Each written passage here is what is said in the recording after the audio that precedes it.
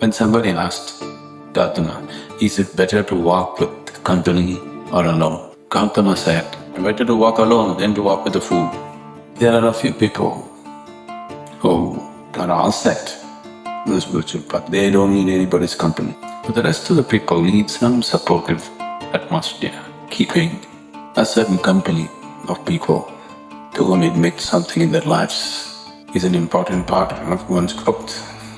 So satsang is to create an energy and an atmosphere like that. Morning around 9:30, 9:45 to meet these guys. They are all drinking whiskey. They have music, they want to drink, they want to meditate. Initially it looks like freedom. After some time you will see it just leads to degeneration. They are left into on the Isha. You people are even afraid to drink coffee in the morning. I laughed and said, we are not afraid of coffee, nor are we afraid of whiskey. We can digest both, we are capable of both. When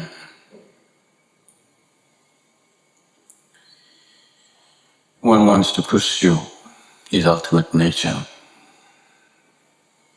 when one decides to walk a spiritual path,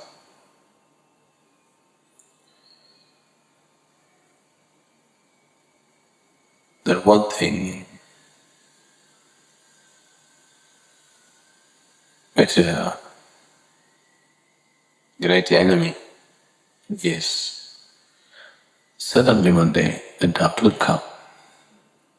Am I just making a fool of myself? Or am I really getting somewhere? This question will come. Now, this question is always there, just behind the scene. Slightest disturbance, it'll come.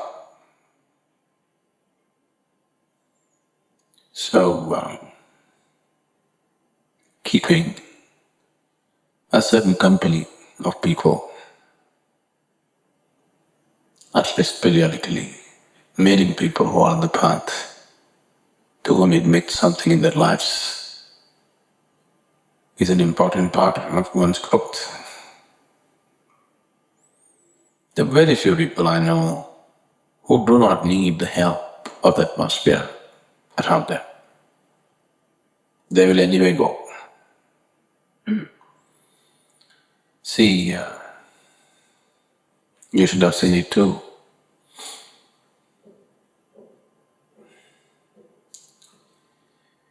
When I went to school, there were 7 students in the class.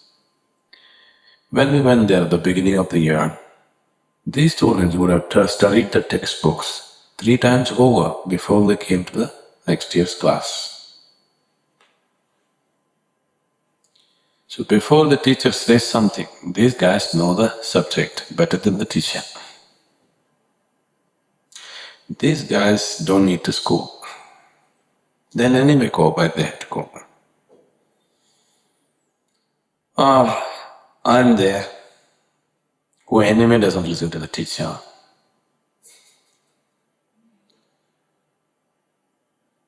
My intentions are totally different. I'm somewhere else. I don't need a teacher too. When I want to pass the exam, anyway I'll pass. Rest of the time, I've switched myself off for my academics. I have nothing to do with the academics there. So I don't need the teacher. But the in-between majority, over 90% of the people, they need the teacher. They need the school. They need the discipline of the school. These two extremes, one, they're too good with academics, they don't need the teacher. Another just doesn't care about the academics, he doesn't need the teacher. But those who care for academics but don't have the same level of preparation, they need a teacher, they need a school, they need all the works of the school, isn't it? So similarly, there are a few people who are all set in the spiritual path. They don't need anybody's company. Anyway, wherever we put them, they keep going straight. They do not need any particular atmosphere. You put them in the most horrible situation, they will make use of that also for their growth. But the rest of the people need some supportive atmosphere. So creating a situation like that is important, but at the same time, it's very important that we create this atmosphere with a certain sense of discipline and understanding and energy. Otherwise, what I see is in the world, most of the so-called satsangs, especially now, the modern satsangs are becoming quite, something. Gautama said, when somebody asked Gautama, is it better to walk with company or alone? Is it better to walk the path alone or with somebody's company? Which is better? Gautama said, good company is invaluable. No question about it. But better to walk alone than to walk with a fool.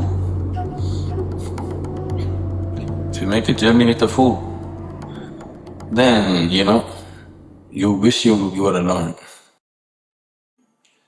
So, it's very important that we maintain the sanctity of certain spaces, certain atmospheres in a certain way, so that it's used only for that purpose, nothing else but that. Today is the day of everything is hybrid, they want to mix up everything. They want to music, they want to drink, they want to meditate, they want to do everything in one place. When you start off like this, initially it looks like freedom. After some time you will see it just leads to degeneration. Initially it looks like freedom. What's the problem? There was somebody. They were into some other kind of group and I've known these boys since my school days. And they've set up their own kind of center. I didn't go visiting their center. I went visiting the boys. I had not seen them for 3-4 years. They have been in my programs, everything at one time. Now they're following something else. They are my classmates when I'm in school. This is after many years. Somewhere in between they attended my programs, but now they're following something else, whatever that is. And I go there morning around 9:30, 9:45 to meet these guys. They're all drinking whiskey. So I went there and I noticed it's not my problem what somebody's drinking. It's their home. What they drink, what is my problem? So I sat down and this started. You people, they're referring to all these, you people are even afraid to drink coffee in the morning. We drink whiskey for morning.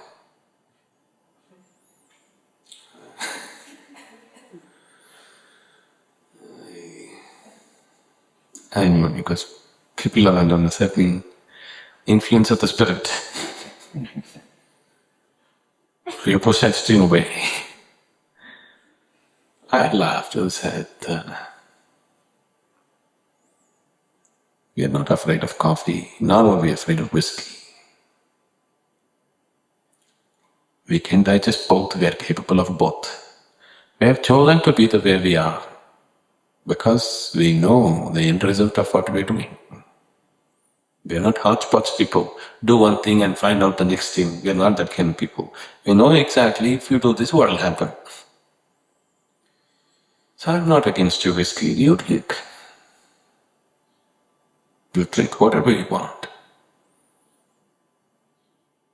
I'm not even drinking coffee in the morning, not because I'm afraid of coffee. Simply because we want to keep ourselves in a certain way. That's very important, to be in a certain level of aliveness and awareness.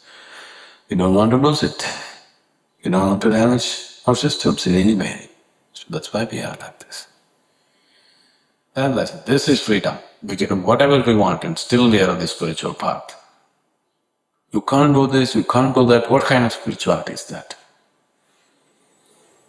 Nobody said, you cannot do this, you cannot do that. See, even to live a physical life here, nature has put some limitations. You can do certain things, you cannot do certain things, isn't it?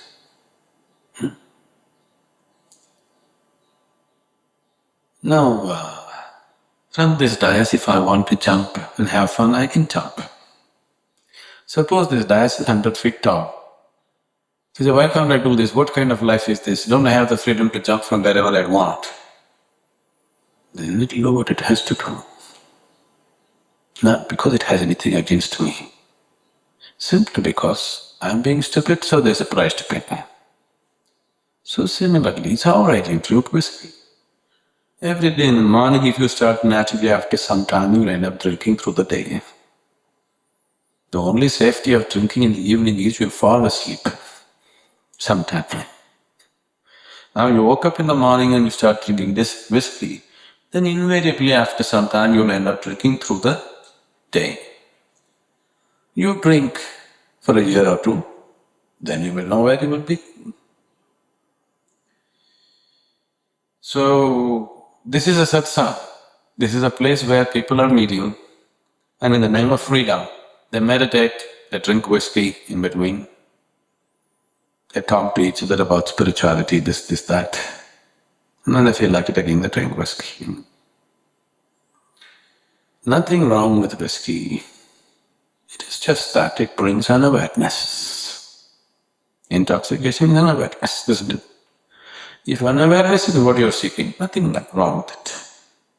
But if you're seeking awareness, then it doesn't help, that's all. So, maintaining a satsang, how we keep it and what we do with it is very, very important. This is one kind. Another kind of extreme is anything that you do, you're supposed to feel guilty about it. If you take the 5 major religions of the world, make a list of all the things that they call as sin, you will understand to be alive is to be sin. Isn't it? Just to be alive is a sin. That's how they made it out to be. All the time you have to feel guilty about your very existence. This is another extreme. This is one thing. This is another thing. Now what I said just now, this whiskey business is just a reactionary, a childish reaction to what has been done in the past. They restricted everything. So these people are trying to break it with. It's just a reactionary attitude. When you react to something, you're invariably bound to it, isn't it? Now these old religions have been operating like this.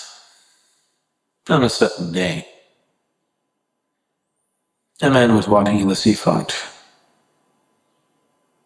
You have what riverfront? Okay, man was walking in the riverfront.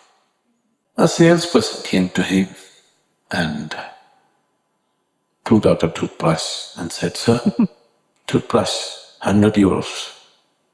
The man said, "What nonsense! This is robbery. Who is going to pay 100 euros for a toothbrush?" The salesperson looked very hurt.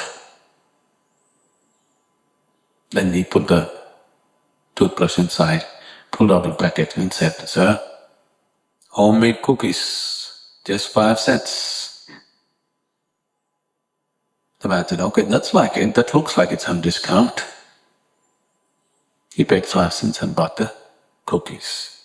He put it in his mouth and said, "Yuck, that tastes like shit." The salesperson said, "It is, sir. How about a toothbrush now?"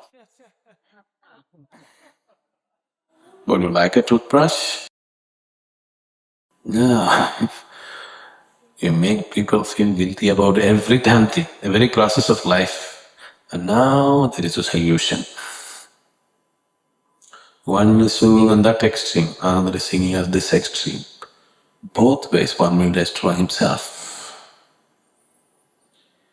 The realities of life, if you do not know how to walk in the middle, then you will get crushed somewhere, this side or that side.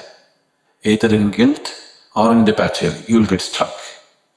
If you are aware and walk it in a balanced way, in a middle path. When I say middle, I'm not talking in terms of, making a compromise with everything. When you're aware, you naturally walk in the center. Only when you're unaware, when you're going in a moralistic way, you will swing this way. When you have reverse morals, you swing that way. See, moral and immoral are not true. So one person has one kind of morality, another person has a reverse kind of morality. So not that he doesn't have morality, he is also a moral person. but he's against the moral. So he has a reverse moral. Isn't it so? They are not totally immoral. They are always a reverse moral. They have a different kind of morality of their own. Even the man who is drunk on the street corner has his own kind of morality, isn't it? Because he cannot live without it. Only a person who walks life in absolute awareness can be truly immoral. Truly immoral because he is no more guided by morals, he is guided by life, simple process of life. He is guided by the source of life within himself. He is not guided by what he believes in or disbelieves in. So satsang is to create an energy and an atmosphere like that. It will be very useful and wonderful to maintain a space like that, at least once a month, if you can keep a certain space, that it would all come together and experience this. It would be very good. I think we should work towards it. We've been doing it. Let's get that going. That will be an important process for one to, continue on the journey.